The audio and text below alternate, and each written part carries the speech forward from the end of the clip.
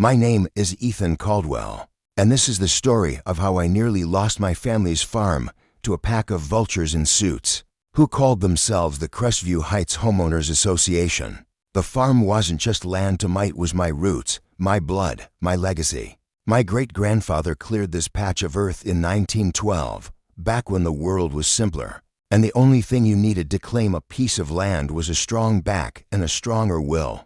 He built a modest farmhouse with his own hands, raised a family, and turned the rolling hills of Willow Creek into a place that fed generations. The barn, weathered but sturdy, still stood proud, and the fields stretched out like a green ocean under the wide Montana sky. When my father passed, the farm came to me, along with a promise I'd made to him: keep it in the family no matter what.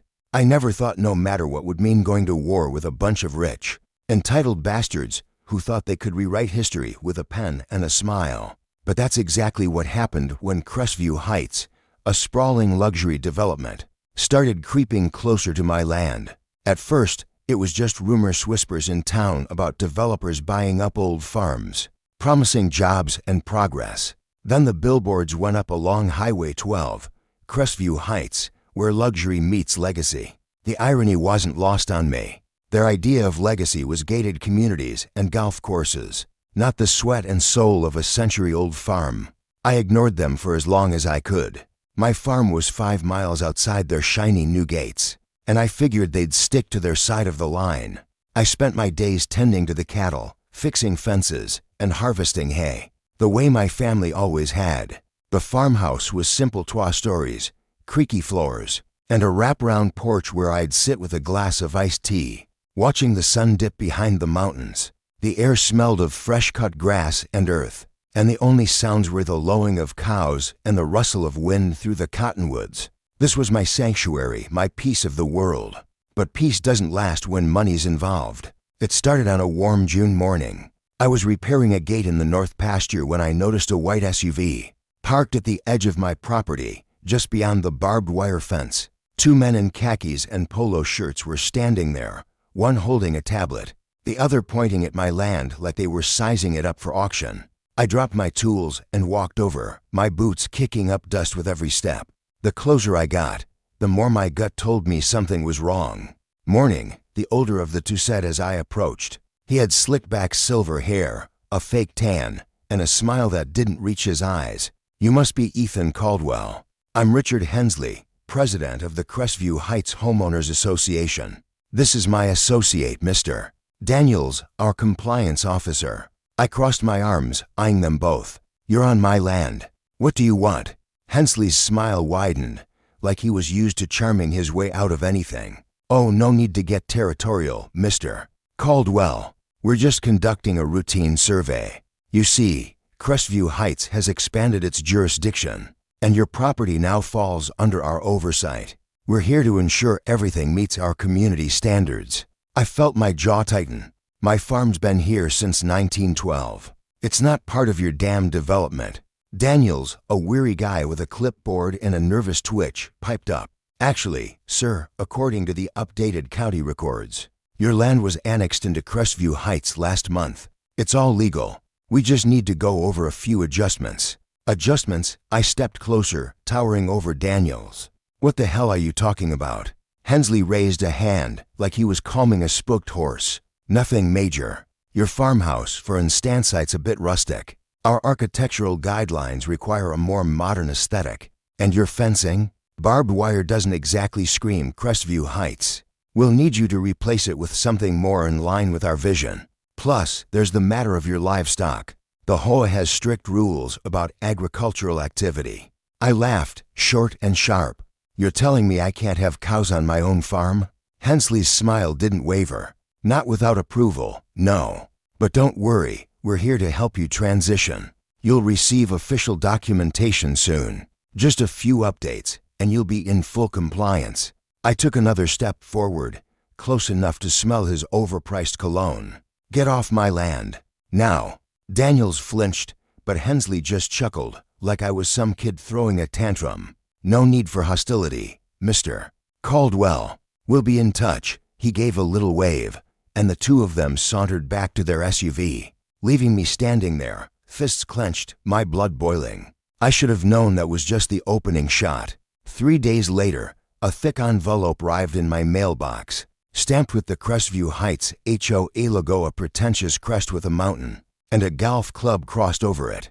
I tore it open, and my stomach churned as I read the letter inside. Dear Mr. Caldwell, as a property owner within the jurisdiction of Crestview Heights, you are now subject to our community guidelines. Violations on your property include non-compliant structure.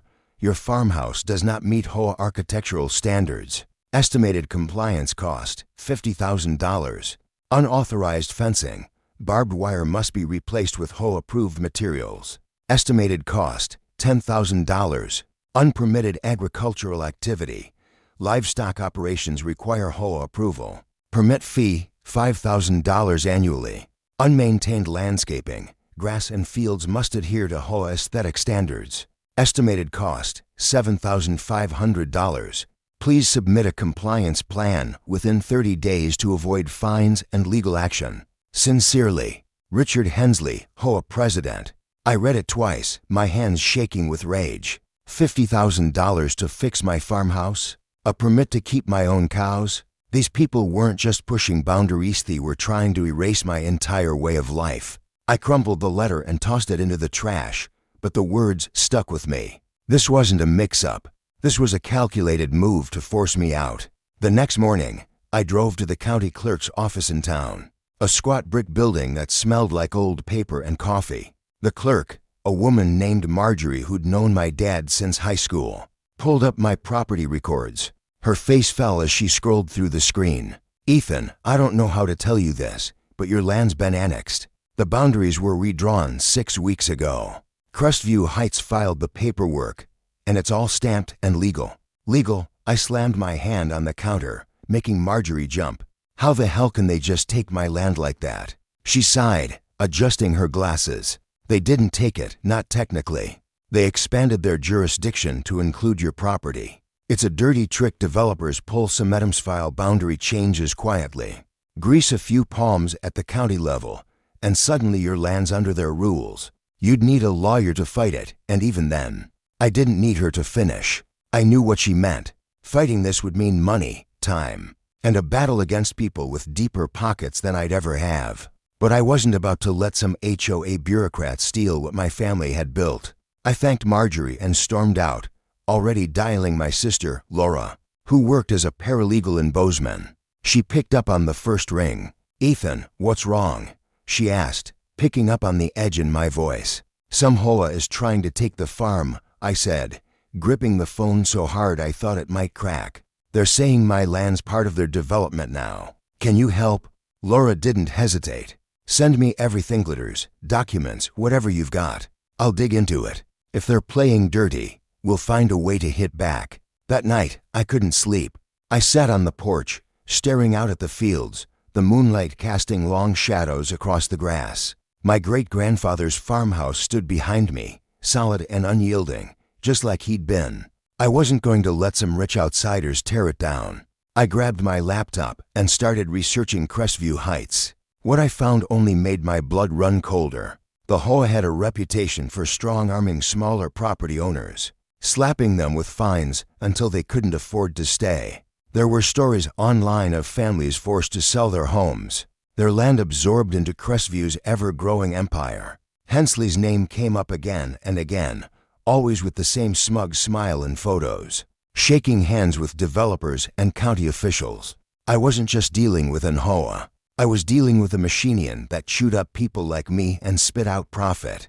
But if they thought I'd go down without a fight, they were about to learn just how wrong they were. The next day, I installed security cameras around the farm, 4 of them, covering the house, the barn, and the main gate.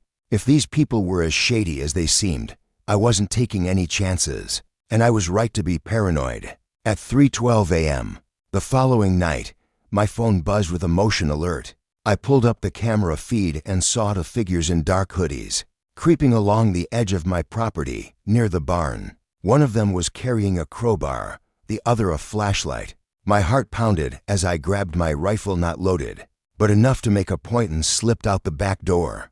The night was cool, the air heavy with the scent of hay and pine. I moved quietly, keeping to the shadows until I was close enough to see them. They were prying at the barn door, trying to force it open. I stepped into the open, racking the rifle for effect. The sound echoed like a gunshot in the stillness. "Drop the crowbar and get the hell off my land," I said, my voice low but firm. The two men froze. The one with the crowbar dropped it, raising his hands.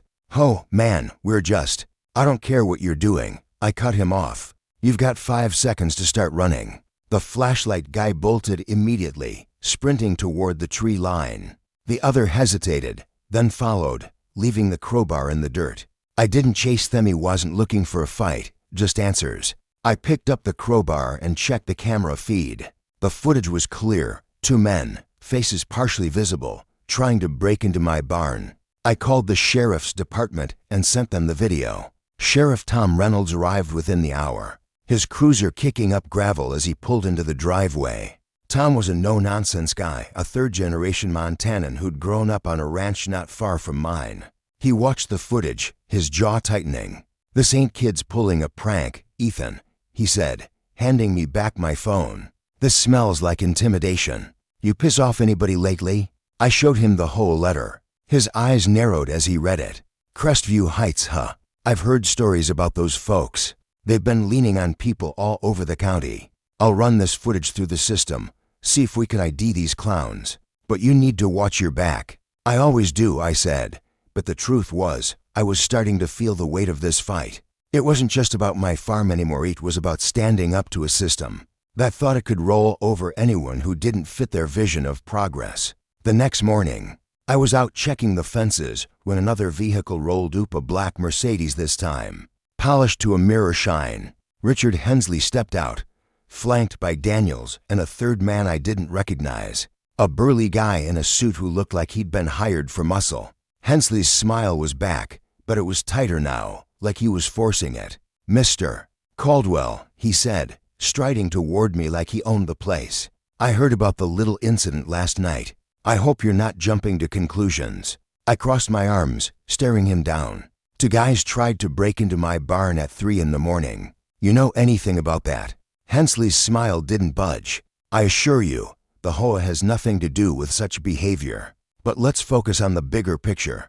Your property is in violation of our guidelines, and the fines are starting to add up." He pulled out a folder and handed me a new list of violations, each one with a dollar amount attached. The total was over $40,000.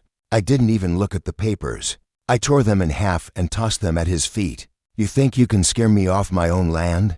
You're dumber than you look." The burly guy took a step forward, but Hensley raised a hand to stop him. Now, let's not make this unpleasant," he said. "I'm offering you a way out. Sell the farm to Crestview Heights. We'll pay you a fair price, more than fair, considering the state of this place. You can walk away with cash in your pocket and avoid a very costly legal battle." I stepped closer, close enough to see the sweat beading on his forehead. "This farm's been in my family for 100 years. It's not for sale, and I'm not afraid of your lawyers." Hensley's smile finally cracked. "You're making a mistake, Caldwell. A big one." He turned and walked back to his car, his goons trailing behind him. As they drove off, I saw something that made my blood run cold. A bulldozer parked just beyond my property line, its yellow paint gleaming in the morning sun. A sign next to it read, "Future site of Crestview Heights Community Center." They weren't just trying to find me into submission. They were planning to take my land, one way or another. That night, I sat in the farmhouse, the rifle across my lap, the security cameras on high alert. I wasn't sleeping, not with Hensley's threats hanging over me. At 1:47 a.m., the motion sensors went off again. I grabbed my phone and checked the feed. 3 figures this time, moving toward the barn with cans of spray paint. I didn't hesitate. I grabbed the rifle and stormed outside, shouting into the darkness, "Get the hell off my property!" 2 of them ran immediately, but the third turned, and for a split second, I saw his face in the moonlight. It was Daniels, the compliance officer. He froze, then bolted after the others. I snapped photos from the camera feed and called Sheriff Reynolds again. By the time he arrived, I was pacing the driveway, ready to tear someone apart. Tom watched the footage, his face grim. That's Daniels, all right. I'll bring him in for questioning. But Ethan, this is getting ugly. These guys aren't playing around. Neither am I said, my voice steady. They want a fight. They've got one. The next morning, I called Laura again. We need to hit them hard, I told her. They're breaking into my property, threatening me, trying to steal my land. What can we do? Laura's voice was calm but determined. We're going to bury them, Ethan. Send me the footage, the letters, everything. I'm pulling in a friend who specializes in property law. We're not just fighting for your farm, we're taking down their whole operation. I hung up, feeling a flicker of hope for the first time in days. Hensley and his HOA thought they could bully me into submission, but they didn't know who they were dealing with. This was my land, my home, my legacy, and I'd fight to my last breath to keep it. The days after the second trespassing incident felt like the calm before a storm. I knew the Crestview Heights HOA wasn't going to back off. Not after I'd caught their compliance officer, Daniels, red-handed on my security cameras. The air around the farm felt heavier, like the world was holding its breath, waiting for their next move. I wasn't sleeping much. Every creak of the old farmhouse had me grabbing my rifle, checking the camera feeds, or pacing the porch with a cup of coffee that had gone cold hours ago. My sister Laura was working overtime, digging into the HOAs paperwork with her friend, a property lawyer named Marcus Tate. They were building a case, but legal battles take time, and time was something I wasn't sure I had. The first sign of trouble came 2 days after Sheriff Reynolds hauled Daniels in for questioning. I was in the barn, mucking out the stalls, when I heard the low rumble of heavy machinery.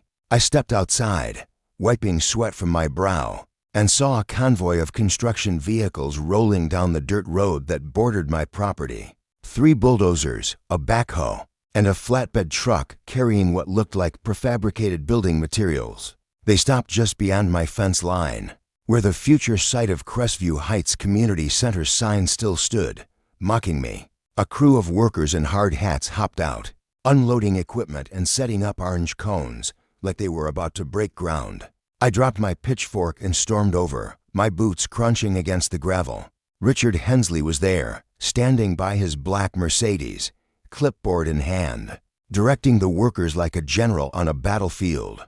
He saw me coming and flashed that same smug smile that made me want to knock his teeth out.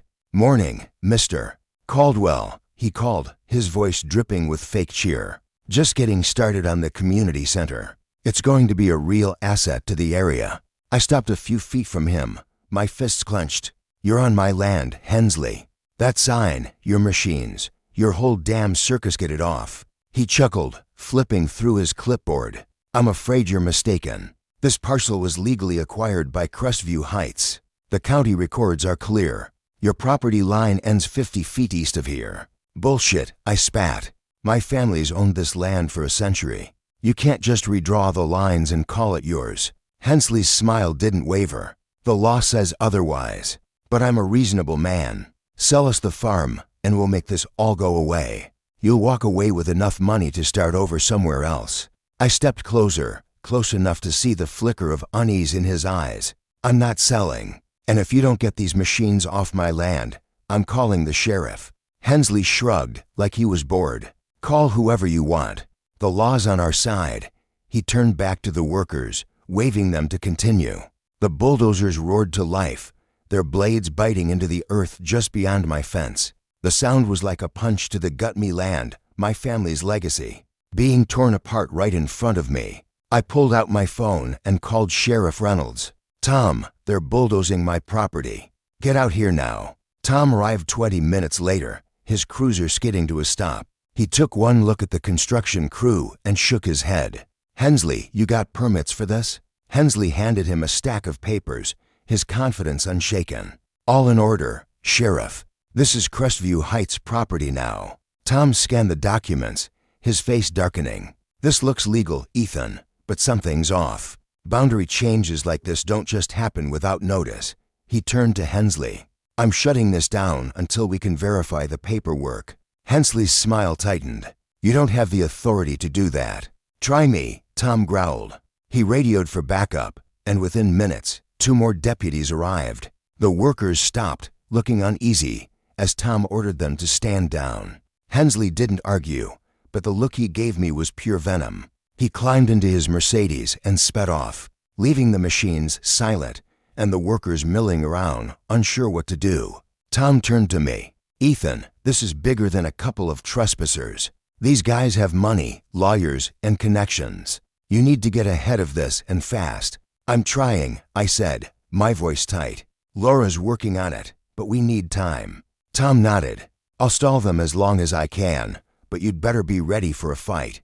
That night, I sat at the kitchen table, the HOAs letters spread out in front of me. Laura had sent me a file of documents she'd pulled from the county survey maps, boundary records, and permits that didn't add up. The annexation of my land had been filed by a shell company tied to Crestview Heights, with signatures from county officials who'd suddenly retired or moved out of state. It was a slick operation, and it reeked of corruption. I called Laura, my frustration boiling over. "They're bulldozing my land, Laura," I said. "They've got fake permits, fake records, everything. How do we stop this?" She was calm, but I could hear the steel in her voice. "Marcus and I are building a case for fraud. The security footage from your barn is gold that ties Daniels directly to the HOA. We're also digging into Hensley's financials.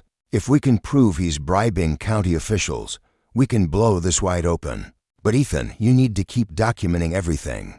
Every letter, every visit, every blade of grass they touch." I hung up, feeling a mix of hope and dread. The HOA wasn't just coming for my farm, they were trying to erase it, to turn my family's legacy into another soulless piece of their empire. But I wasn't going to let that happen. The next morning, I woke to the sound of my phone buzzing. Another motion alert from the cameras. I checked the feed and saw a single figure moving along the fence line, spray painting something in bright red. I grabbed my rifle and ran outside, shouting into the darkness, "Get the hell off my land." The figure dropped the can and sprinted into the trees. I didn't chase them by now. I knew the cameras would do the work for me. The footage showed a man in a hoodie, his face obscured, but the paint on my fence read, "Sell or else." I sent the video to Sheriff Reynolds and Laura, my hands shaking with rage. This wasn't just intimidation anymore, it was a declaration of war. By noon, the local news had caught wind of the story. A reporter from the Willow Creek Gazette showed up, a young woman named Sarah Klein who'd grown up in the area. She'd heard about the HOAS tactics from other farmers and wanted to talk. I showed her the letters, the security footage, and the bulldozers still parked just beyond my property. She took notes, her eyes wide with disbelief. "This is bigger than just your farm, Ethan," she said. "Crestview Heights has been strong-arming people all over the county. If you're willing to go on record, I can get this story out there." "Do it," I said. "Let the world know what these bastards are doing." Sarah's article hit the paper the next day. Front page, local farmer fights back against predatory HOA. It detailed the HOAS fake boundary changes, the trespassing incidents, and the threats. By evening, it had been picked up by a regional news outlet, and my phone was blowing up with calls from neighbors, friends, and even strangers who'd dealt with Crestview Heights. Some had sold their land under pressure, others were still fighting. For the first time, I realized I wasn't alone.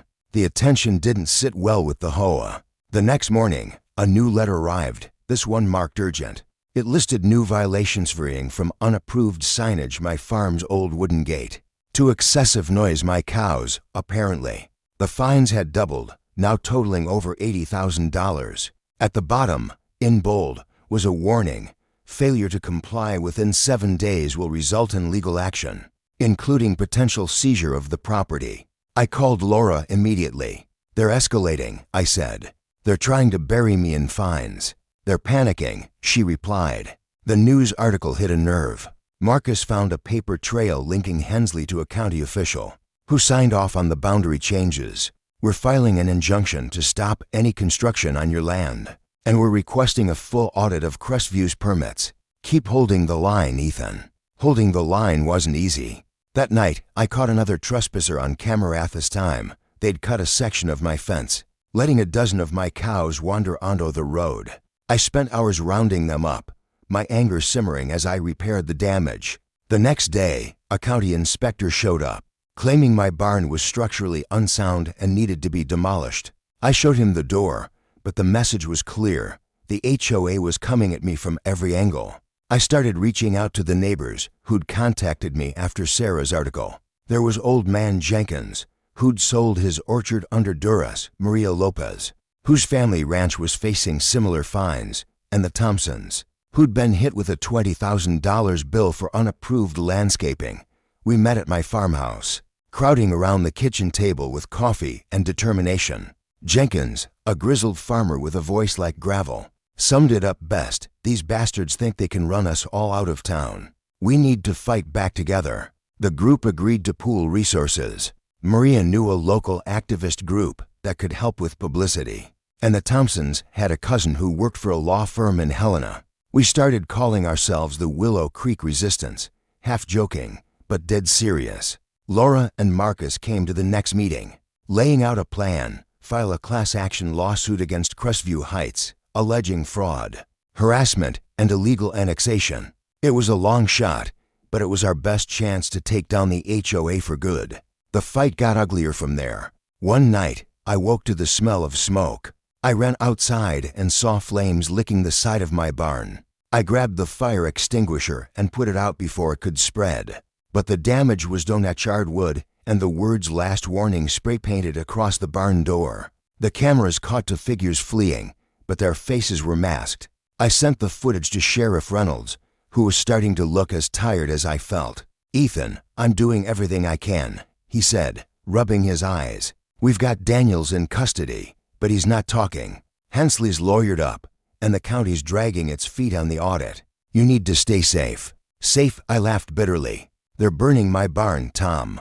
What's next?" He didn't have an answer. Neither did I. But I wasn't backing down. The next morning, I drove to Crestview Heights headquarters, a glass and steel monstrosity that looked like it belonged in a city, not rural Montana. I didn't bother with the receptionist, just marched straight into the boardroom where Hensley was holding court with his lackeys. The room went silent as I slammed a copy of Sarah's article on the table. "You think you can burn my barn and scare me off?" I said, my voice low but steady. "I've got footage, witnesses, and a whole community ready to bury you. Keep pushing, Hensley, and I'll make sure you lose everything." Hensley leaned back in his chair, unfazed. "Bold words, Mr. Caldwell, but you're out of your depth. This is a legal matter, and we have the resources to win. You're just a farmer." I leaned forward, my hands on the table. "And you're just a crook in a suit. I'm not selling, and I'm not leaving. See you in court." I walked out, my heart pounding, but my resolve stronger than ever. The Willow Creek Resistance was growing, and the news coverage was spreading. People were starting to pay attention: state officials, advocacy groups, even a few lawyers offering pro bono help. The HOA was powerful, but they weren't invincible, and I was just getting started. The weeks following my confrontation at the Crestview Heights HOA headquarters were a blur of sleepless nights and relentless preparation. The air around the farm felt charged, like the moment before a lightning strike. I knew the HOA wasn't going to back down, not after I'd called them out in their own boardroom. Richard Hensley and his cronies had too much at stake: their reputation, their money, their grip on Willow Creek. But I had something they didn't: a community behind me, a sister who was a legal pit bull, and a fire in my gut that wouldn't quit. This wasn't just about my farm anymore. It was about every family they'd bullied, every piece of land they'd stolen, every life they'd upended for profit. The Willow Creek Resistance, as we'd started calling ourselves, was growing. What began as a handful of neighbors crowded around my kitchen table had swelled to over 30 people: farmers, ranchers, small business owners, and even a few former Crestview Heights residents who'd been burned by the HOAs tactics. We met twice a week at the community center in town, a dusty old hall that smelled like floor wax and coffee. Maria Lopez brought her fiery determination, organizing protests outside the HOAs headquarters. Old man Jenkins, with his gravelly voice and endless stories, became our unofficial historian, digging up records of every shady deal Crestview had ever made.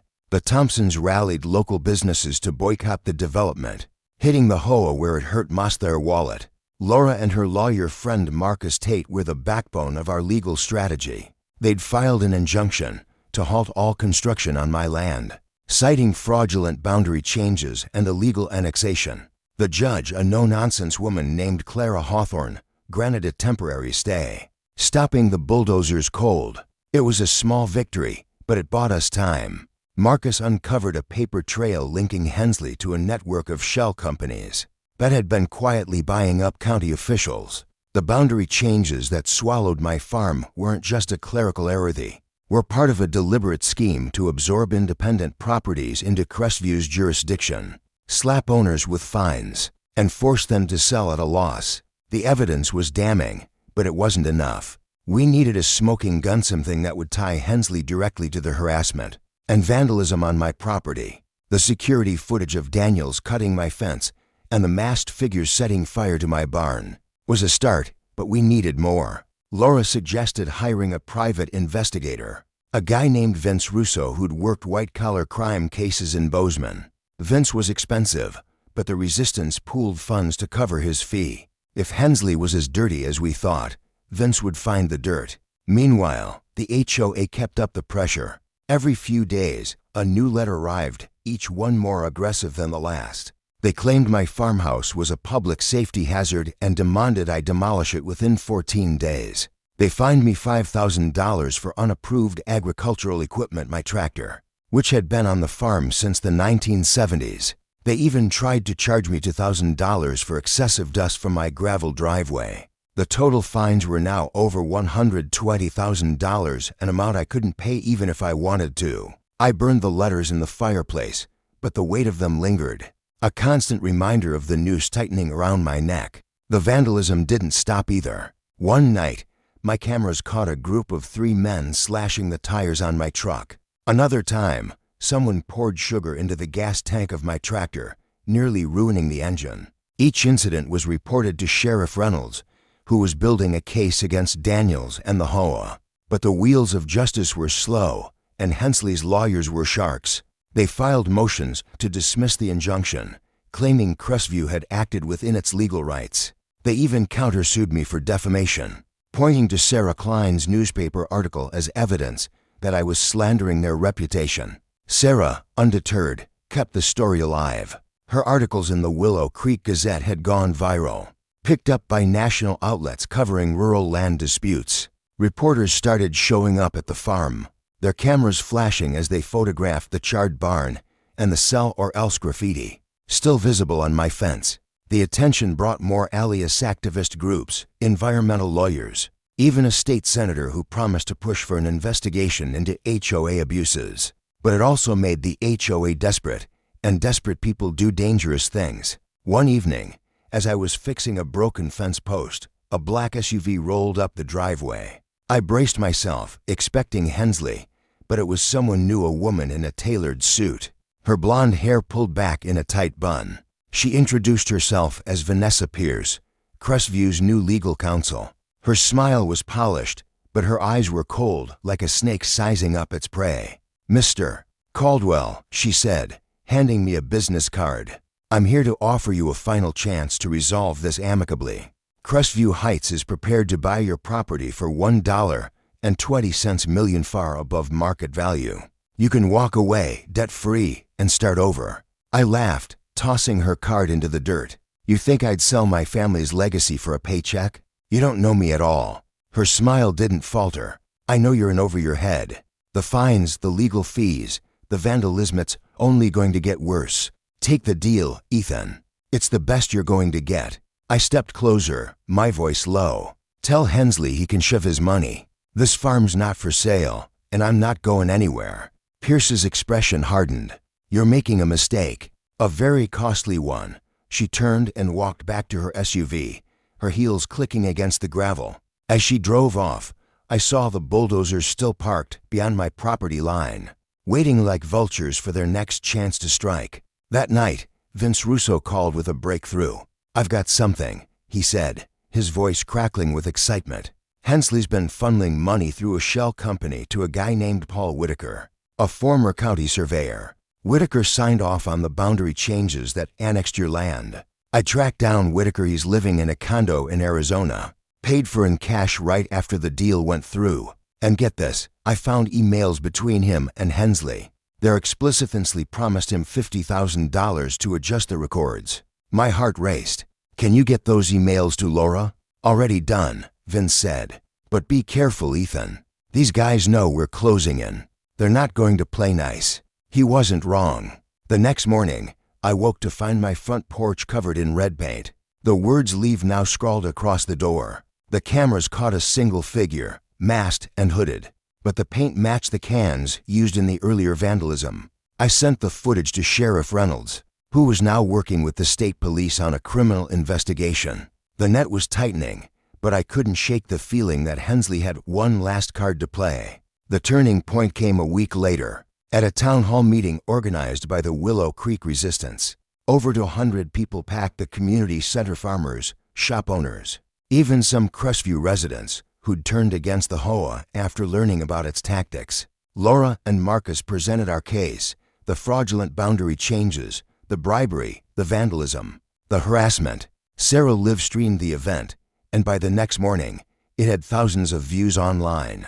The state senator, Ellen Brooks, was there, promising to push for a legislative crackdown on predatory HOA letters. The room erupted in cheers when Marcus announced that our class action lawsuit had been approved by Judge Hawthorne, with a hearing scheduled for the following month. But the HOA wasn't done fighting. 2 days before the hearing, I got a call from Sheriff Reynolds at 2 a.m. "Ethan, get to the farm now," he said, his voice urgent. "Someone set your hayfield on fire." I raced to the farm, my truck screaming down the highway. When I arrived, the field was ablaze, flames licking 20 feet into the air. Fire trucks were already there, battling the inferno, but half the field was gone. The cameras had caught 3 figures setting the fire, and one of them made a fatal mistake, pulled off his mask to wipe his face. It was Daniels again. Reynolds arrested him on the spot, and this time, Daniels cracked. Faced with arson charges and a mountain of evidence, he spilled everything. Hensley had ordered the vandalism, the break-ins, the fire, all of it. He'd promised Daniels a cut of the profits when my farm was sold to developers. The emails Vince had found were just the tip of the iceberg. Daniels turned over texts, voicemails, even recordings of Hensley planning the harassment campaign.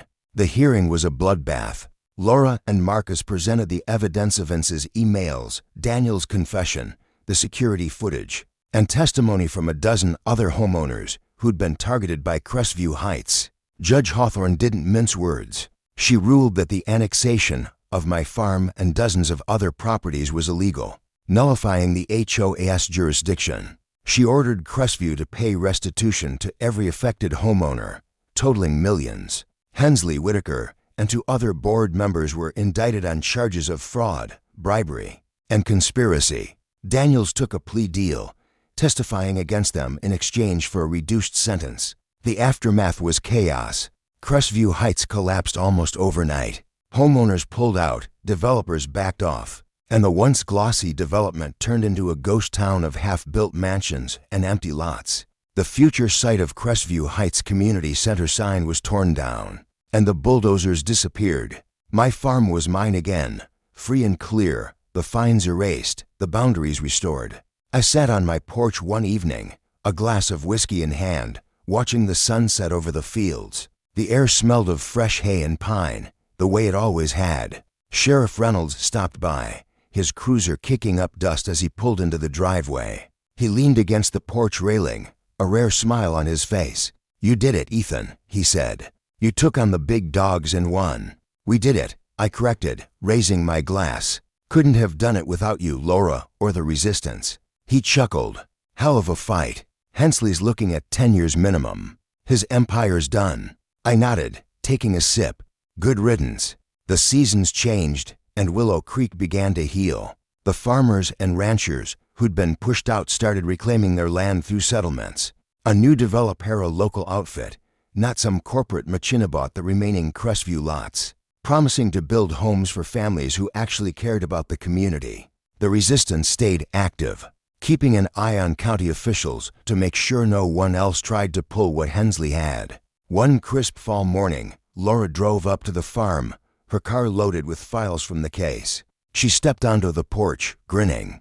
You owe me a steak dinner, Ethan. Maybe two. I laughed. How about a weekend at the farm? Bring the kids. We'll go fishing. She nodded, looking out at the fields. Dad would be proud, you know. You fought like hell for this place. I followed her gaze, the golden light glinting off the grass. He'd have done the same. Probably with a pitchfork instead of lawyers. We sat on the porch that night, watching the stars come out. The farm was quiet, the way it was meant to be, just the wind, the crickets, and the distant lowing of cattle. I'd fought for this land, for my family's legacy, and I'd won. No one would ever take it from me again.